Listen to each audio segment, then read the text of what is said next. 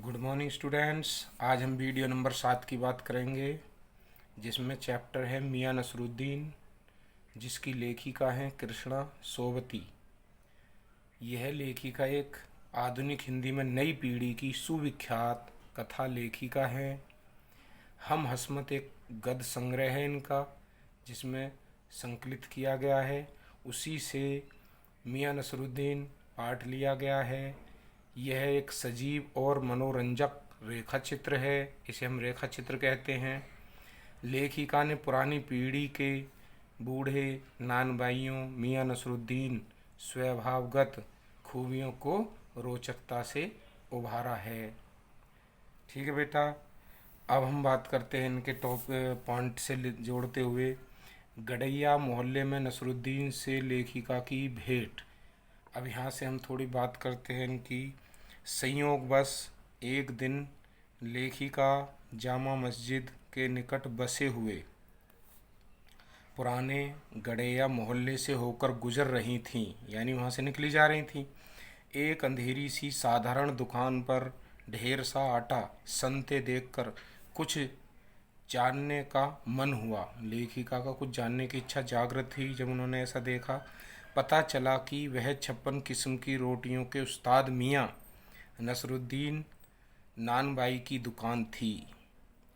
मियां अंदर ही बैठे बीड़ी के दम ले रहे थे, यानी बीड़ी पी रहे थे।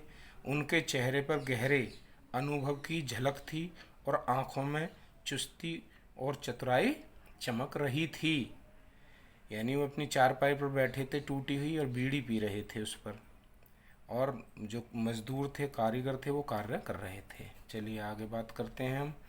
मियां नसरुद्दीन खानदानी पेशे का खरा अभिमान, यानी उनको अभिमान था अपने पेशे पर। तो कैसे था? लेखिका ने मियां से प्रश्न किया, यानी जब लेखिका वहाँ पहुंची तो उन्होंने प्रश्न किया, उन्होंने इतने किस्म की रोटियां बनाने का हुनर कहाँ से सीखा था? अपने बेपरवाह खास अंदाज में उन्होंने लेखिका को बताया कि नानबाई का काम कई पुश्तों से उनके घर में चला आ रहा है। उनके वालिद मियाँ, यानी उनके पिता, बरकत शाही गढ़िया वाले नानबाई के नाम से मशहूर थे। उनके दादा साहेब मियाँ कल्लन, यानी उनके दादा मियाँ कल्लन भी बहुत ऊंचे दर्जे के नानबाई थे। मियाँ नसरुद्दीन ने खानदानी शान का एहसास करते हुए बताया कि यह रोटी बनाने का खास हुनर उन्होंने अपने वालिद साहब की खिदमत में रहकर सीखा है, अपने पिताजी के पास। आगे बात करते हैं, इल्म या हुनर एक साधना का रूप। मियाँ नसरुद्दीन ने लेखिका को बताया कि हुनर सच्ची लगन और मेहनत से सीखा जाता है। जैसे पढ़ाई में अलिफ यानी 1 से शुरू होकर आगे बढ़ा जाता है, या फिर कच्ची पक्की से होते हुए ऊंची जमातों में पहुंचा जाता है, वैसे ही हुनर सीखने के लिए उससे जुड़े छोटे से छोटे काम स्वयं करने पड़ते हैं।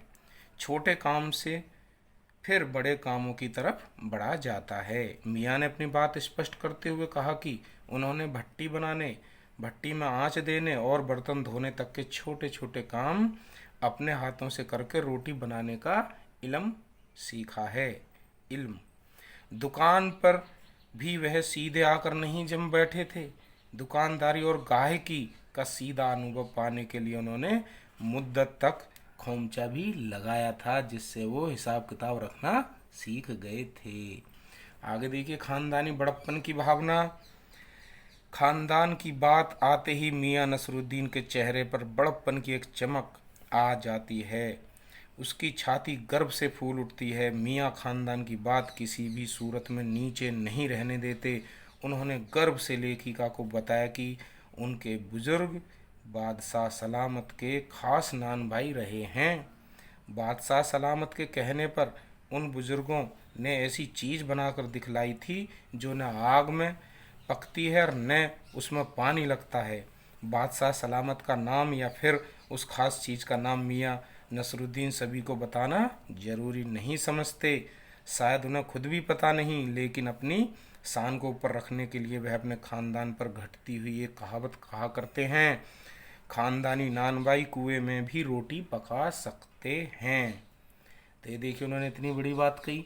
आगे देखिए, आज शौक और कद्र की कमी के लिए मियाँ का सच्चा दर्द, यानी मैंने पॉइंट लिखा हुआ है तो इसके लिए थोड़ी बात करते हैं।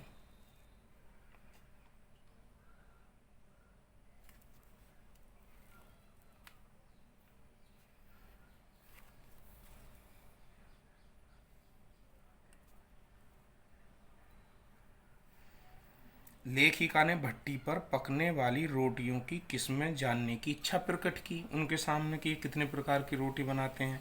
इस पर एक अजीब सी खीज उनके चेहरे पर उभरी, यानी उन्हें अजीब लगा कि मैं कहाँ तक गिनवाऊंगा ऐसे रोटियों के नाम। कुछ तुनक कर उन्होंने चंद रोटियों के नाम फटाफट गिना डाले। तुनकी रोटी की तारीफ में उन्होंने कहा, तुनकी नाम की एक रोटी, उसकी तारीफ में उन्होंने कहा वह पापड़ से भी महीन यानी पतली होती है।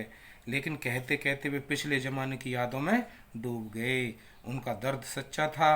पहले के समान खाने पकाने का ना अब शौक है और ना ही चीज़ों की कद्र है। आज के ज़माने में तो भारी और मोटी तंदूरी रोटी का बोलबाला है, क्या बनाएं क्या खिलाएं, ऐसा उन्होंने लेखिका से कहा। कहने का मतलब ये है कि आज के समय में हम अपने माता पिता के बना रोजगार या काम या व्यवसाय में हम उनका सहयोग नहीं करते हैं। देखिए मियां नसरुद्दीन अपने पिता के कारोबार को आगे बढ़ाते हुए और शान और शौकत को रखते हुए अपनी चीज़ को बड़ी ईमानदारी से बताया और अपना चौड़ा सीना करते हुए काम करने में उन्हें कोई कमी महसूस नहीं हुई। उन्हें लगा कि हमारा काम है, हम अच्छी प्रकार कर रहे हैं और हमने नौकर भी लगाए हुए हैं।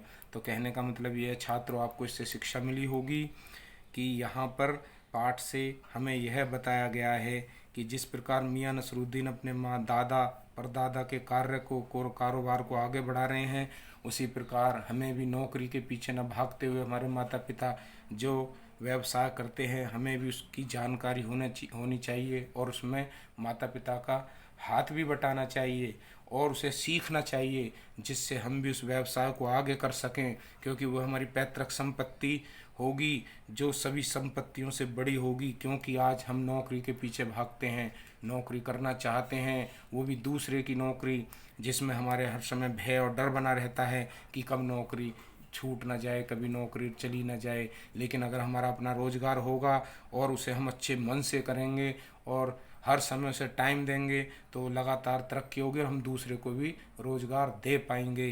तो इस पाठ से हमें यह प्रेरणा मिलती है कि जिस प्रकार मियां नसरुद्दीन ने अपने ख़ानदानी पेशे को आगे बढ़ाया, हमें भी अपने ख़ानदानी पेशे में सहयोग करना चाहिए और उसे अच्छा चलाने के लिए उसके लिए हमारी शिक्षा काम आ सकती है। उस शिक्षा का प्रयोग हम उस व्यवसाय में कर सकते हैं जिससे वह व्यवसाय आगे बढ़ सके और अच्छी ऊंचाइयों पर पहुंच सके। तो यह पाठ हमको यही सिखाता है कि कोई भी कार्य छोटा बड़ा नहीं होता है। किसी भी कार्य हमें नौकरी करने के लिए हम पढ़ाई नहीं करते हैं। पढ़ाई हमारे जीवन को चलाने के लिए और स्वयं अपने व्यवसाय को चलाने के लिए भी कारगर सिद्ध हुई है और सिद्ध होती है। ये पाठ हमें यह सिखाता है कि हम किसी भी प्रकार की ऊंच नीच ना समझते हुए किसी भी छोटे से छोटे कार्य को बढ़ाने के लिए अपने आप को प्रेरित कर सकते हैं। ये पाठ सीखने से हमें अपने जीवन में उतारने के लिए यह बहुत ही कारगर सिद्ध होगा।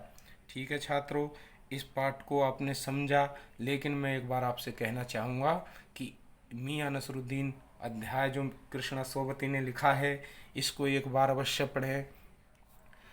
आरोह भाग 1 में ये चैप्टर दिया गया है। ये मैंने आपको स्टोरी शॉर्ट में बताई है, इसमें क्या बताया गया है, तो आपको इसमें इसको पढ़ते हुए समझना है।